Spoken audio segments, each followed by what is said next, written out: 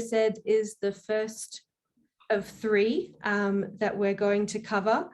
And this is the kind of initial building block of a bigger question of how to leverage human rights in order to influence sustainable development agendas, including the urban agenda.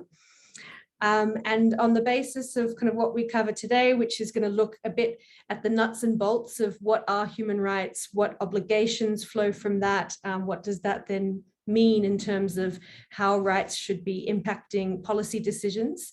We're going to move on Thursday to look at a framework for policy monitoring that sets out different questions that we should be asking if we're interested in understanding the impact of policies on human rights. And then next week in the third webinar, we're going to dive a bit more into indicators and benchmarks as a particularly useful tool that we've found in our work can help to answer some of the questions that we're interested in analyzing. So a quick overview of what we're going to cover today. We're going to start a bit conceptual. We're going to look at what are rights and why does it matter to think of socioeconomic goods or public goods as human rights. Then we're going to unpack, okay, yes, if I have a right to something, that means someone else has an obligation to guarantee that right. And what do those obligations look like? And how can we better understand them and use them in our work? And then I'll touch on a little bit at the end, how can we judge whether or not governments are meeting those obligations? But that's something we're going to get into in much more depth on Thursday. So if we just kind of cover it in brief today, that will be fine. But as I said, a few words to begin in general about human rights and economic, social and cultural rights in particular. And I want to start us here because I think this is an important place to begin if we think about the potential of rights as a tool for social change. And something we found really important in answering this question of how can rights be a tool for social change is to think about rights as a multi-dimensional concept. So often, especially those of us that, including myself, that have gone to law school and first learned about human rights as a law student, there's a tendency to really overemphasize rights as the legal dimension of rights and rights being kind of a legal framework. But they're equally important to see rights as moral claims and also as political demands. So as moral claims, we can understand rights as being about giving force to values, in particular universally recognized values such as dignity, equity, and justice. Essentially claiming something as a right is to say, this is something that is so essential for human dignity and so necessary for human beings to flourish that must be guaranteed. And if we think about rights as political demands, what we're saying in this context is that when governments are making hard choices about what to prioritize or what to trade off in the way that policies are designed and resources are distributed, we have to prioritize people's well-being. So understanding rights this way, we can see them as a tool to be leveraged to build people power in political debates. And then, as I said earlier, kind of most frequently we think about rights as legal obligations and the idea that they set binding rules and demand that accountability that we can demand accountability when those rules are broken, and those rules are set out in international law and in domestic law and through the work of different bodies that are tasked with interpreting those laws. So it's not a matter of kind of picking one of these three. I think the real strength and the power of human rights comes from the fact that they draw on all three dimensions. And the Venn diagram there comes from a scholar named Dustin Sharp, who emphasizes that we need to think pragmatically in our advocacy about which of the three of those dimensions we might want to foreground, depending on the particular outcome that we're trying to achieve and the particular processes that we're trying to influence. So that's kind of a big conceptual beginning of why rights, why talk about rights, why think about rights as a tool for social justice. drilling down a little bit more to look at economic and social rights in particular, essentially what these rights do is focus on material conditions, or the kind of physiological needs that we all have in order to live a life of dignity. And this family of rights includes a range of protections and entitlements that I think you're probably already quite familiar with and are very relevant to the Sustainable Development Agenda, and particularly what that looks like in an urban context. But it covers things like the right to an adequate standard of living, to education, workers' rights, and the Human Rights Council most recently has kind of more formally recognized a right to a healthy environment as well. So as I said, that it is significant that rights are legally enshrined. It's not the only dimension of them, but it is one of the three kind of pillars of what gives rights their power and their strength in advancing social change. And what that means is that they're not just kind of open-ended aspirational policy goals. Even though in international law, in the Covenant on Economic, Social and Cultural Rights, when it was drafted, some of the language in it has been criticized as being a bit open-ended and a bit vague and conditional. Through a lot of jurisprudence and a lot of interpretation, again, happening internationally and regionally and nationally, we do now, over the course of 40 odd years, have a much clearer and deeper understanding of what rights entitle people to. In other words, what people should be able to expect of governments in a society that guarantees their rights. But not just what people should be able to expect, but also what governments must and must not do to deliver on those guarantees. And so I'm going to talk a lot in this presentation, not so much about what people are entitled to, but what obligations governments have as a result of those entitlements. And the fact that international law and national law gives us well-defined standards to judge the action of governments and other actors is where the value of human rights really starts to become apparent when we're looking at their role in influencing policy. So yes, human rights do give us well-defined standards. I would say though, often those standards are still described in pretty specialist and legalistic terms.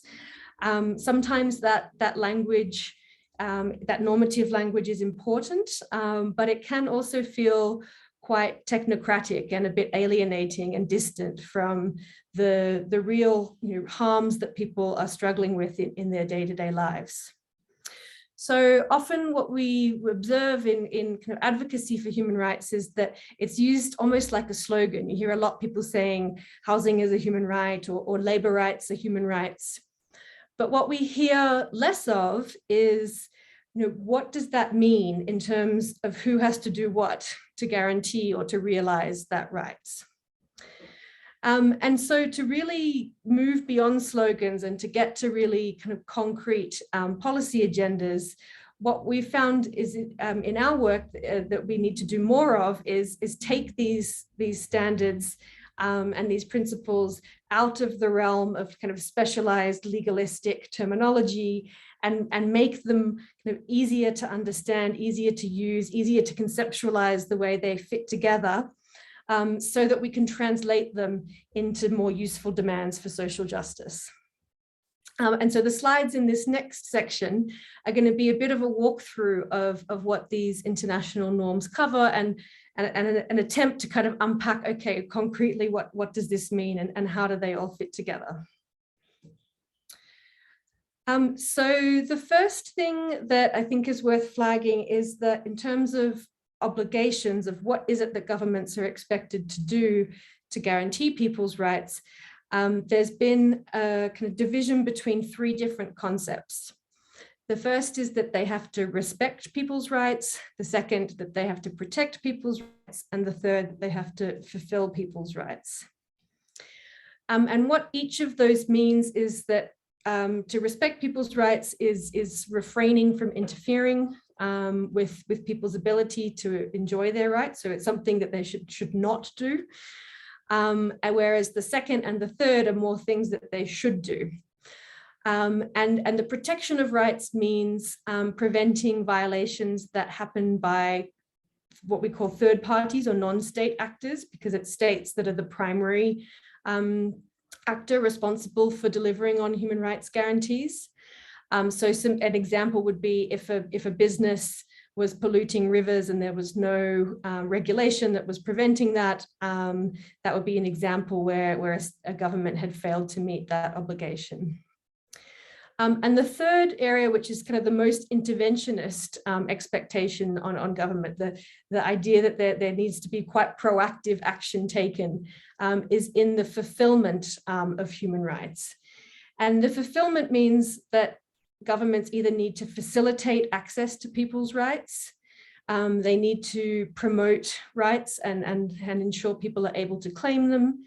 And in some instances, they might need to provide goods and services directly to people when they're not able to themselves. So a second way to conceptualize the obligations that government have, and I think this distinction is especially useful when we're looking at cases where we're disputing whether or not a government is fulfilling people's rights, is to distinguish between obligations of conduct and obligations of result. So what we mean by obligations of conduct is the thing they have to do, and the obligation of result is the thing they have to achieve. And I've used a Venn diagram again here because there is a bit of overlap. The obligations that I'm going to talk through in the next few slides don't neatly fit always between one circle and another, but often what makes it challenging to demand accountability for government action that harms people's rights is that it's hard to connect the dots and show the links between what governments are or aren't doing, so the obligations of conduct, and the impact that's having on people's lives, so the blue circle there. So the next few slides kind of drill down into each of these circles, and I'm going to start with the obligations that relate to results, so the things that governments are expected to achieve when it comes to fulfilling people's rights. The first is what's called minimum core obligations, which is a very kind of technical legalistic term. But essentially this means that governments have a duty to eliminate extreme deprivation. And if they don't, regardless of their level of economic development, the assumption is that they're violating their obligations in international law. Unless they can show that every possible action that could be taken has been taken. And if there's interest in kind of there's a lot more background to where that obligation comes from, but we can get into the discussion if people are interested in knowing more about it. My slide's not moving. The second is non-discrimination. And essentially the idea of leave no one behind stems from this obligation in human rights law. So the idea that people shouldn't be treated differently on the basis of particular grounds that are outlined in international law, and that disparities between different groups have to be abolished without delay and addressed as speedily as possible. And there's also an obligation to again, take proactive action to end discrimination. And the third kind of result, or the third thing that we're expecting governments to achieve, is progress. Again, it's kind of a technical term, progressive realization, but it's the idea that things should be getting better over time. And on the flip side of that, that things should not be getting worse over time. And that if things are getting worse, that's a big red flag in terms of whether or not governments are meeting their human rights obligations. And what's listed in the slide here, it's kind of more detail than we need to get into now, but is if things are getting worse, then they have to meet a very strict number of criteria in order to be justified or not, and those criteria are listed there. So those are the three things that we are expecting governments to achieve: eliminate extreme deprivation, reduce disparities between different social groups, and make sure that things are getting better over time. So what do they have to do in order to achieve those results? The first is that they have to take steps. This is kind of the foundational piece of the duties that relate to the conduct of government. And there's a recognition that the kinds of steps that governments might take can be quite broad. So they could be legislative, they could be judicial, administrative, financial. Basically, in kind of designing public policy, there's a number of different levers that governments can pull in order to achieve a particular outcome or achieve a particular objective. And what the graphic on the slide here shows is just some of the different types of policy levers that are typically used by governments to achieve their goals. So it could be the enacting regulation, it could be investing, it could be kind of more symbolic moral leadership. But a really key point that we're focused on a lot in our work is that cutting across all of these areas is the question of resources and financing, and how governments are using or not using money in a way that either advances people's rights or harms people's rights. So that's the first thing they do, is they have to take steps, and those steps that they take are expected to increase the, it's not just enough to kind of, they actually have to be implemented on the ground and have to achieve certain things on the ground, which is to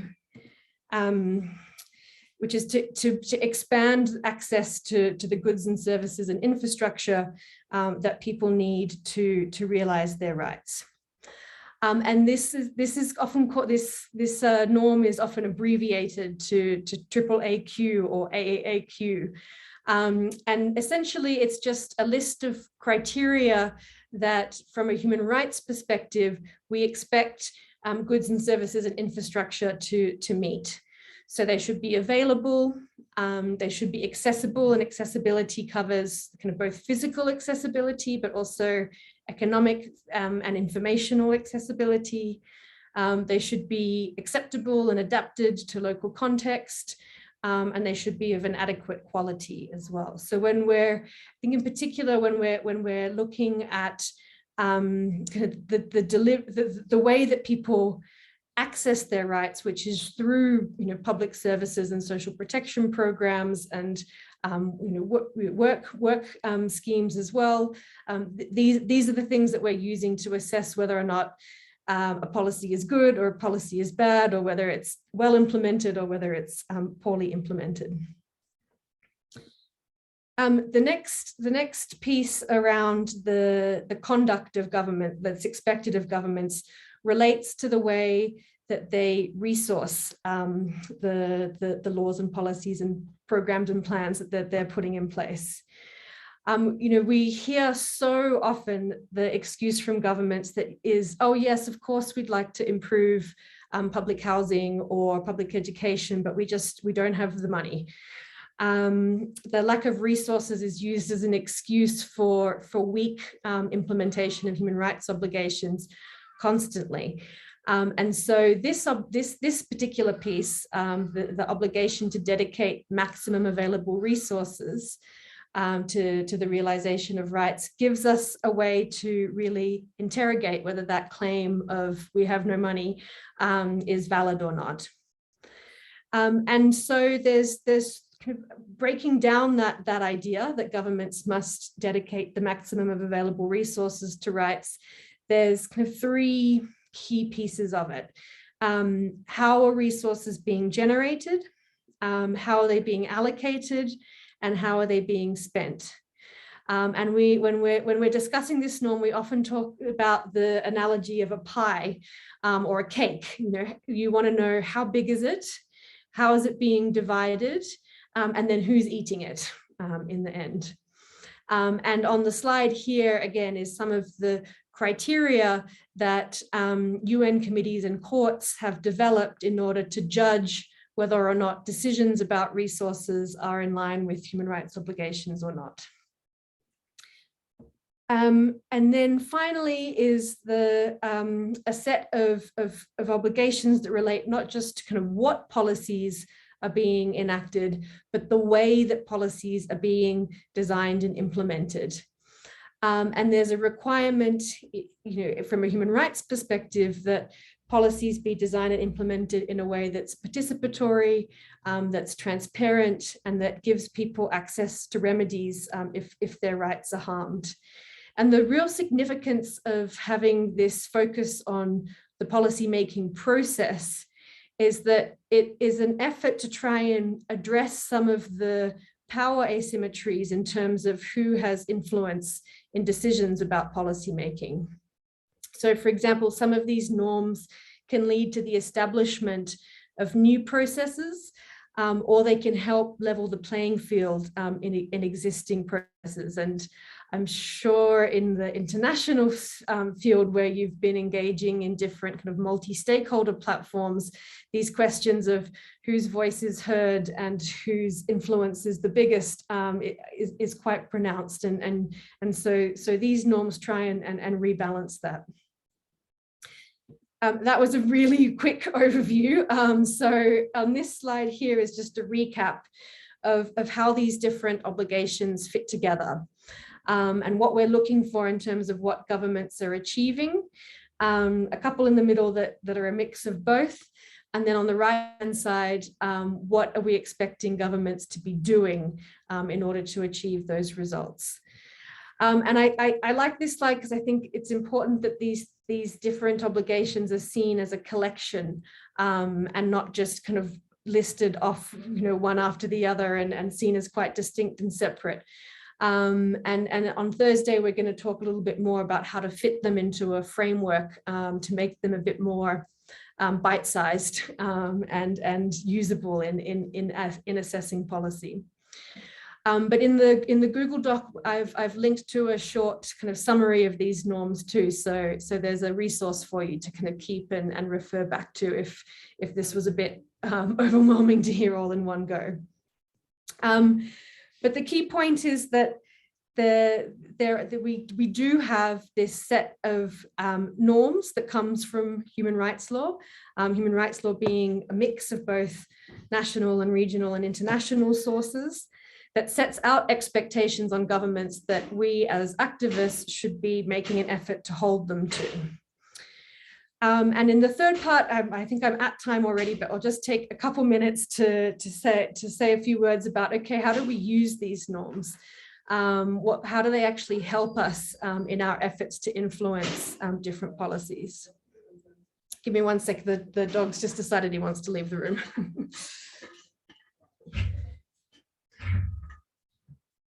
So there's a couple of things for us to, I think maybe to plant some thinking for Thursday that makes the use of these norms in policy analysis a little bit tricky.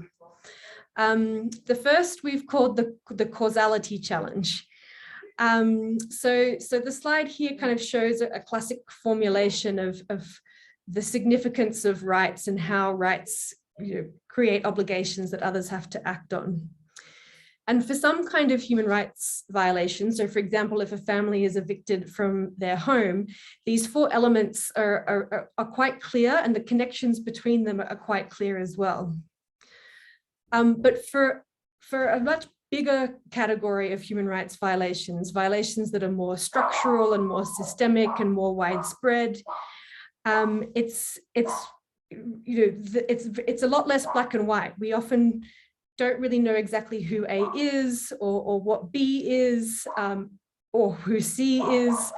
And so the distance between these four different elements mean that we're in kind of a much grayer area. And because we're in this gray area, what we need to be making an assessment about is has government's conduct been reasonable or not? Has there been enough effort made to achieve the obligations of conduct and the obligations of result that are set out in international law?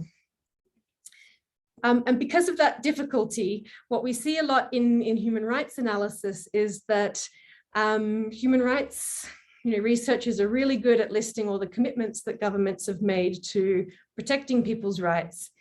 And then they're really good at describing the problems that individuals and communities are facing on the ground, but there's a bit of a gap in the middle, and we don't see how the specific actions and responsibilities of different actors is causing the problems that are being described. And so we need to fill that middle, and we're going to talk more on Thursday about how we fill that middle. But just to end, kind of another way of thinking about it is to think about policy more as a cycle. And the different questions that we're looking at is, how is the well-being of different groups affected? How are policies trying to improve that? Are they being implemented effectively or not? How does the resourcing of those policies influence their effectiveness?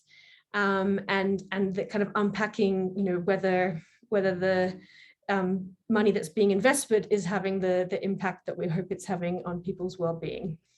And I hope that gives a little bit of a teaser and a taster of some of the issues that we're going to touch on Thursday, which is really to bring these two pieces together.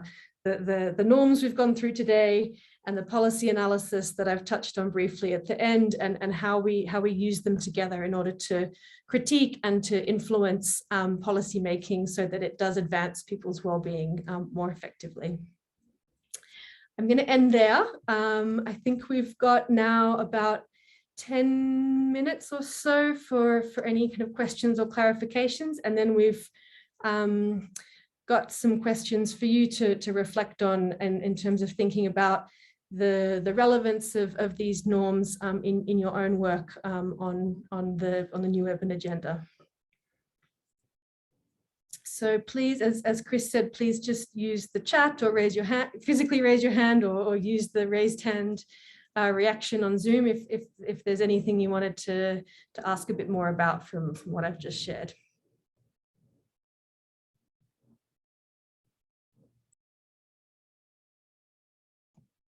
Maybe while folks think about all of that amazing content, thank you so much, Alison. That was an amazing synthesis of course, what's a really complicated field and a lot of important concepts.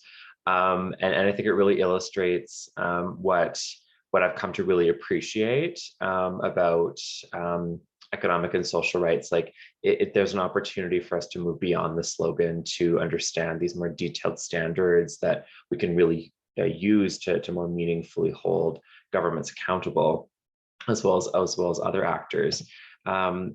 I have a kind of maybe like a really geeky kind of question around, like, for example, the concept of a minimum core obligation. Like if you were really interested in figuring out, okay, so how do we go from the covenant and international human rights treaties, and of course treaty bodies, these committees of experts kind of produce general comments interpreting these rights, and then of course, national and international kind of human rights bodies kind of make decisions. Like how do we kind of distill from those kind of documents down into concepts like minimum core obligations, and kind of, if you were interested in that, kind of where would you go to look for more information?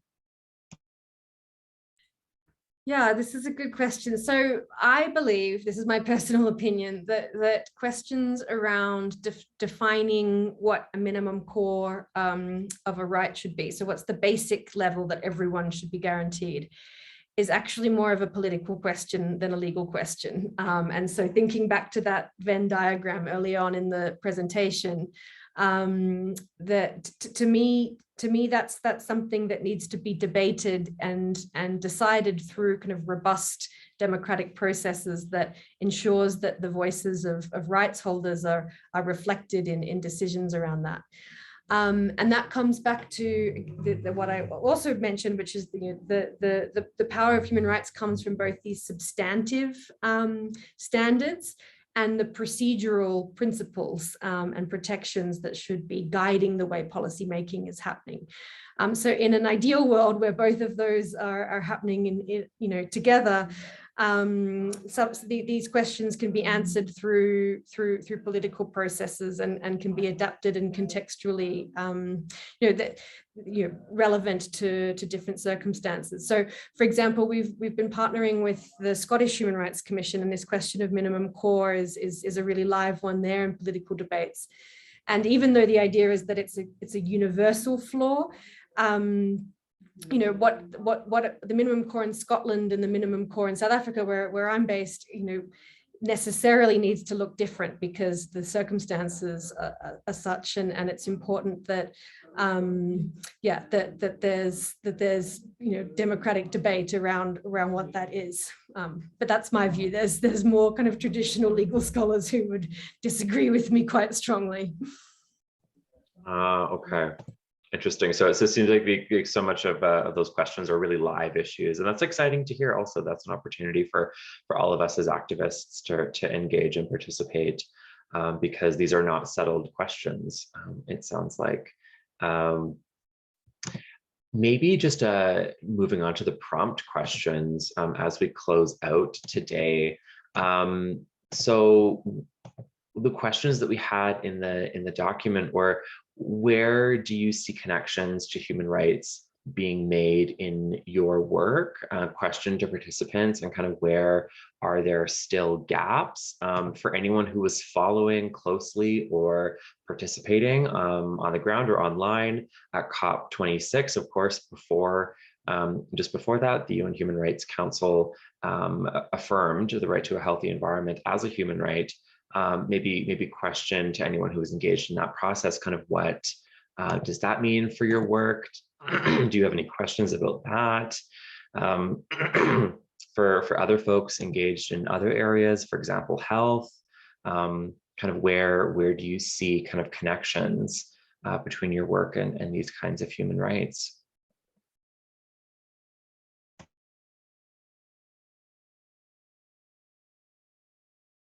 Oh, Sahar, I see your hand is raised. Go for it. Thanks, Chris. I'm sorry. Thanks, Chris. Yeah, okay. So this was a very comprehensive presentation. I actually got to learn a lot from that. So thank you so much for all that knowledge, basically. But I just want to, because yes, as Chris mentioned, like we have, as someone who has been working very comprehensively on the human rights and climate justice element, especially focused on the Declaration on Children, Youth and Climate Action, where we are demanding like basic environmental safety and rights with regards to climate justice for the future generations, young people and children.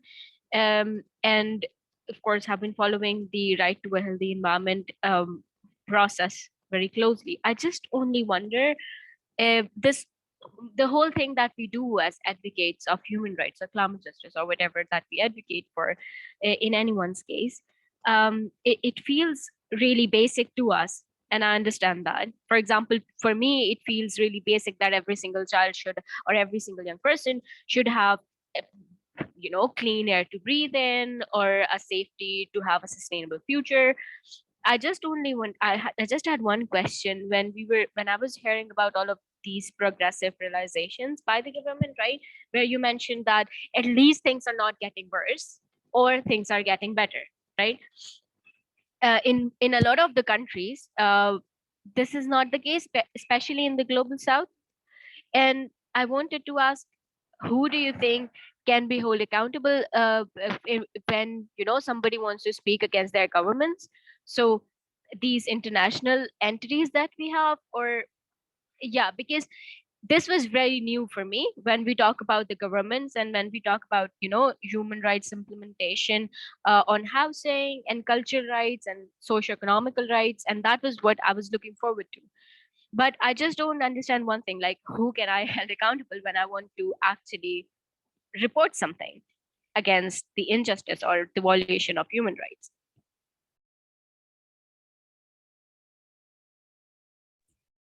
Yeah, this is the $1 million question for all of us as activists. And if I had a simple answer to give, I think our work would all be done. I think this is what we're going to talk a bit more about on Thursday too, is how to, how to unpack and untangle all the different complicated factors that are at play, that mean that, yes, something that seems really basic and obvious, like children should have clean air, that it's hard to imagine you'd find an individual, even a politician saying, no, I don't agree with that principle. And the gap between what people commit to and what people say they're in favor of, and then all of the ways in which other competing priorities and competing factors and competing influence prevents that rhetoric from translating into reality, is something that I'm going to share a framework on Thursday that tries to untangle a little bit more some of those questions, so that we can start to pinpoint responsibility. And it's often not responsibility in the individual sense. It's often, bad policies don't get made because policymakers are inherently evil. It's maybe they do in sometimes, but it's more that they're designed and implemented in a way where there are dysfunctions and there are flaws and there are problems, and identifying those and pinpointing those and making recommendations around changing those is what we're kind of trying to do when we're making demands for accountability. I hope that kind of half answers your question. I know it doesn't fully, but it's a very complex and a big one that we'll dive into a bit more in the next session. But thank you for asking it. Excellent. So that brings us almost to the end of our webinar. Thank you everyone so much for joining, and thank you so much to Alison for that fantastic, very informative presentation, which sets us up really, really well for our webinar on Thursday. If you haven't already, I would really encourage you all to register for that webinar, where, as Alison said, we will be going through kind of a process for kind of assessing and trying to pinpoint some of those kind of systemic issues and some of those maybe policy levers to actually make progress on these human rights. So really encourage you all to join us if you can on Thursday. Just wanted to flag a couple things before we close out. Under point number 6, closing circle, there are just a couple of questions for us to all reflect on. Please feel free to include any thoughts as you consider the content from today's session. And also, we would love your feedback. We have prepared a very short survey, and I'll just link that in the chat. It's linked in the agenda as well. And we would really appreciate any thoughts or comments you have on the content that you heard today. Thank you all so much again. And again, thank you to Alison for helping us out with that wonderful presentation. Hope you all have a wonderful rest of your days, mornings, evenings, afternoons, and we will talk to you all very soon.